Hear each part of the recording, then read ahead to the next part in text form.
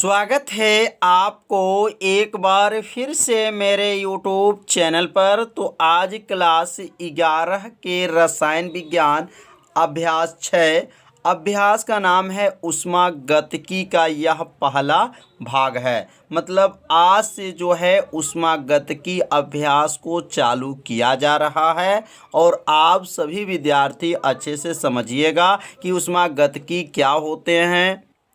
तो ऊष्मागतिकी का नाम से ही पता चल गया कि ऊष्मागतिकी मतलब ऊष्मा किस में हम लोग पढ़ते थे, भौतिक विज्ञान में, और गति किस में पढ़ते हैं तो भौतिक विज्ञान में पढ़ते हैं। मतलब यह शाखा जो है यह भौतिक विज्ञान का शाखा है। तो यह कहा जाएगा कि भौतिकी रसायन या भौतिक रसायन की वह शाखा जिसके अंतर्गत कार्य, ऊष्मा, ऊर्जा का परस्पर संबंधों का अध्ययन किया जाता है, ऊष्मागतिकी कहलाता है। तो ऊष्मागतिकी में ध्यान देंगे किसका किसका, कार्य का, ऊष्मा का और ऊर्जा का परस्पर अध्ययन करना ही क्या कहलाएगा, ऊष्मागतिकी कहलाता है।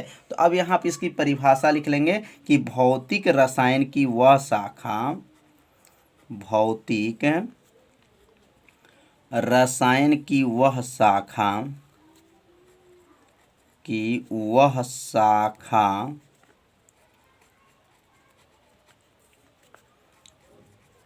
जिसके अंतर्गत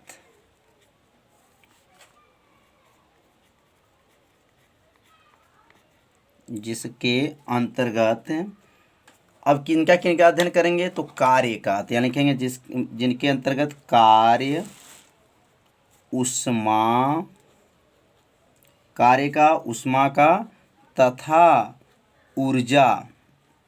ध्यान दीजिए किसका किसका अध्ययन करना है, कार्य का, ऊष्मा का, ऊर्जा को परस्पर संबंधों का अध्ययन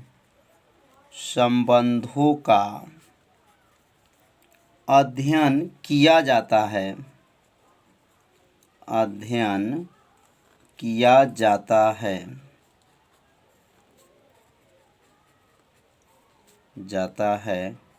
ऊष्मागतिकी कहलाता है, ऊष्मागतिकीय कहलाता है।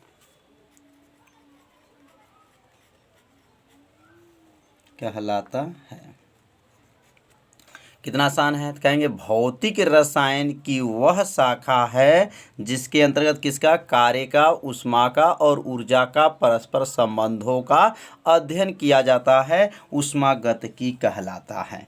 अब हम लोग पढ़ेंगे निकाय या तंत्र क्या होता है।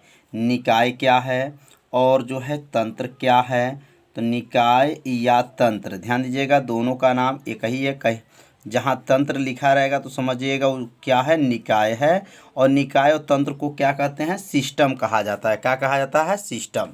तो निकाय क्या है और तंत्र क्या है, तो जो ब्रह्मांड होता है उस ब्रह्मांड में वह विशेष निश्चित जो वास्तविक और काल्पनिक भाग होता है जिसमें जो है ऊष्मागतिकी का अध्ययन के लिए चुना जाता है, उसी को क्या कहा जाता है, निकाय या तंत्र कहा जाता है। तो यहाँ लिखना चाहे तो इसकी परिभाषा को साथ में अपने कॉपी में नोट करते रहिएगा और समझते रहिएगा। जहाँ आपको समझ में नहीं आएगा वहाँ तुरंत आप सभी विद्यार्थी जरूर कमेंट कर सकते हैं। यहाँ लिखेंगे ब्रह्मांड का लिख सकते हैं, ब्रह्मांड का वह विशेष निश्चित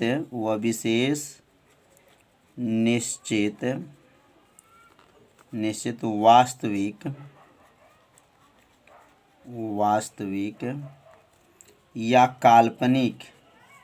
या काल्पनिक भाग जिसे ऊष्मागतिकी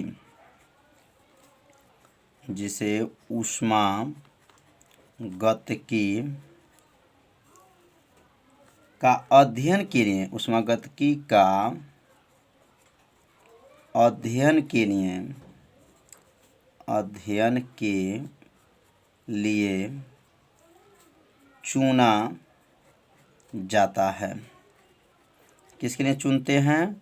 ऊष्मागतिकी के लिए जो है अध्ययन के लिए चुनते हैं, लेकिन किसके लिए जो है वास्तविक या काल्पनिक भाग के लिए जो है ऊष्मागतिकी अध्ययन के लिए उसे चुना जाता है। उसे क्या कहेंगे? उसे निकाय या तंत्र कहते हैं। उसे निकाय या क्या कहते हैं? तंत्र कहते हैं।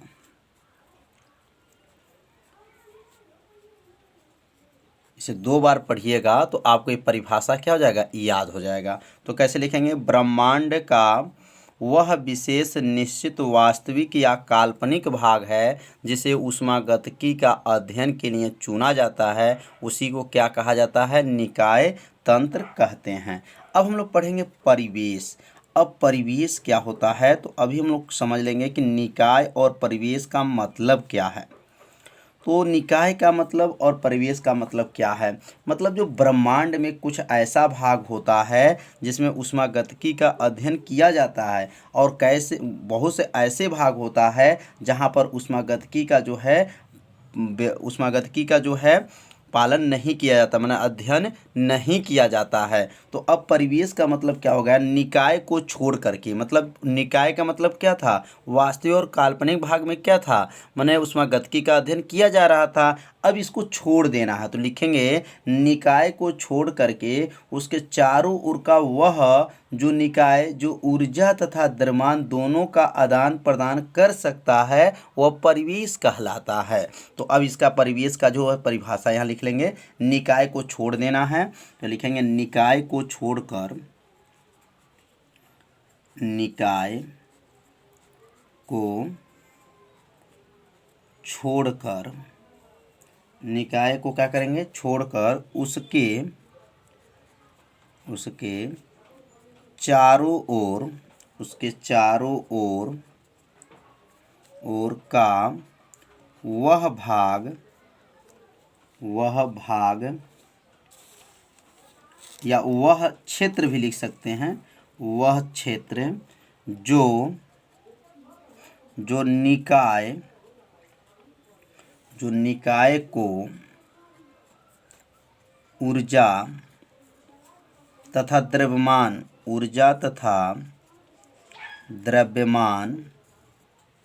दोनों का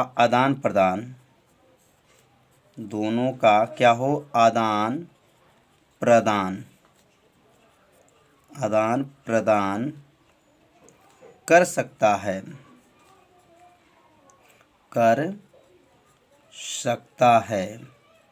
उसे क्या कहते हैं? परिवेश कहते हैं। उसे परिवेश कहते हैं। जैसे यहाँ पर अगर ये निकाय बना है, इसको निकाय मान लेते हैं। क्या मान लें? निकाय है। मतलब इसके अंदर जो है क्या है? ऊष्मागतिकी का नियम को पालन हो रहा है। अब निकाय को छोड़ करके ये बाहर आ जाते हैं, या बाहर, इसको कहेंगे परिवेश। क्या कहेंगे? परिवेश। मतलब यहाँ पे जो है ऊर्जा तथा द्रव्यमान का दोनों का क्या हो? आदान प्रदान होता हो, उसी को क्या कहा जाएगा? परिवेश कहा जाता है।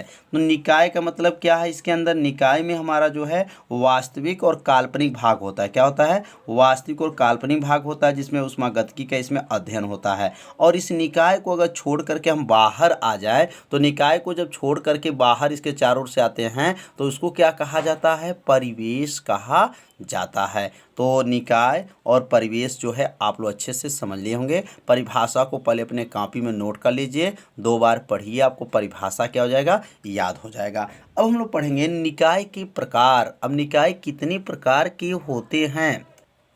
तो अब यहाँ पे हेडिंग नोट कर लीजिए, निकाय के प्रकार। निकाय के प्रकार। अब निकाय कितने प्रकार के होते हैं, अब इनके बारे में भी समझ लिया जाए। तो अब लिखेंगे निकाय जो होते हैं वह निम्न प्रकार के होते हैं। अब यहाँ पहला लिखना चाहेंगे तो अब यहाँ पर लिख लेंगे निकाय निम्न प्रकार के होते हैं। निम्न प्रकार के होते हैं।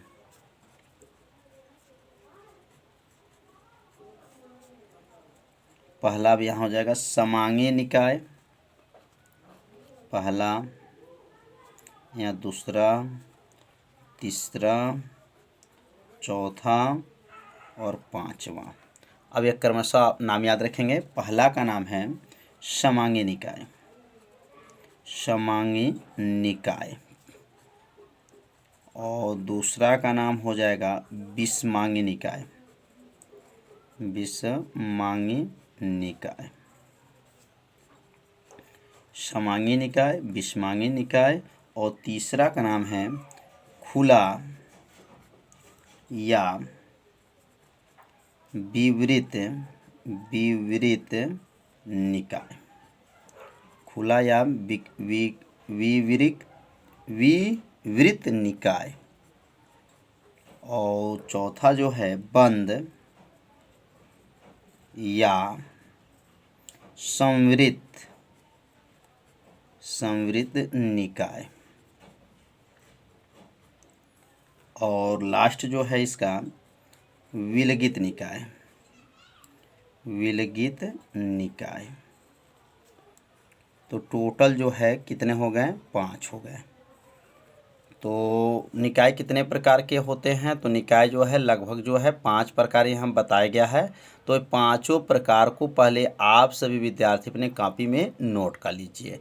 अब हम लोग पढ़ेंगे मतलब समांगी जो है निकाय क्या होता है, विषमांगी निकाय क्या है, खुला और बंद और विलगित निकाय क्या होता है। तो एक एक प्रश्न को आपको बताया जाएगा और इसे अच्छे से समझिएगा। जहां आपको समझ में नहीं आएगा वहां तुरंत आप सभी विद्यार्थी ज़रूर कमेंट कीजिएगा।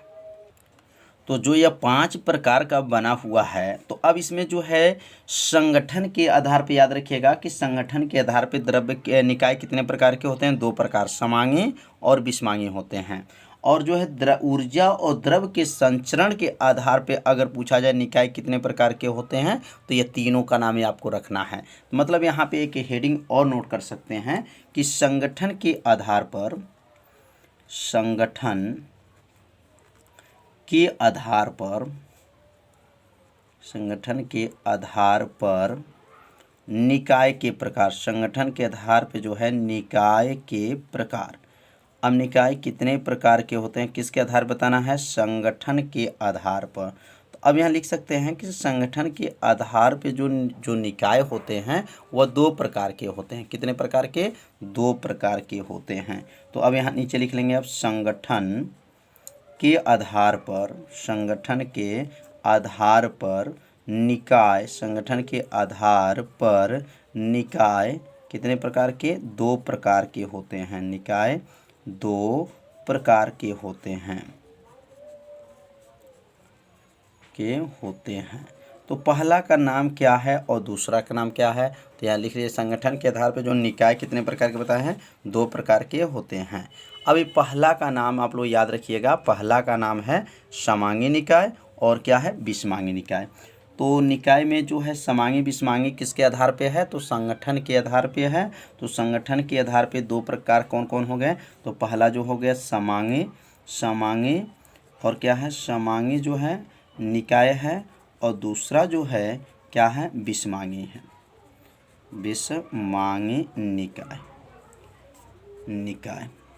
तो अब हम लोग पढ़ेंगे इसमें, और यह 3 जो है किसके प्रकार पे है? मतलब खुला, बंद और विलगित, यह किसके आधार पे है? तो ऊर्जा और द्रव्य के आधार पे यह निकाय है। ऊर्जा और द्रव्य के आधार पे यह तीनों हैं, और यह दोनों जो हमारा क्या है? संगठन के आधार पर है निकाय। तो अब समांगी निकाय और विषमांगी निकाय क्या है, और जो है अगला खुला, बंद और विलगित क्या है, वह कल की वीडियो में बताया जाएगा। तो आज का वीडियो कैसा था आप सभी विद्यार्थी जरूर कमेंट कीजिएगा। वीडियो को लाइक कर दीजिए। चैनल पर यदि आप पहली बार आए होंगे तो चैनल को सब्सक्राइब कर लीजिए, क्योंकि यह क्लास जो है आपके लिए ही चलाया जा रहा है। तो मिलते हैं अब अगले भाग में, तब तक के लिए सभी विद्यार्थियों को नमस्कार।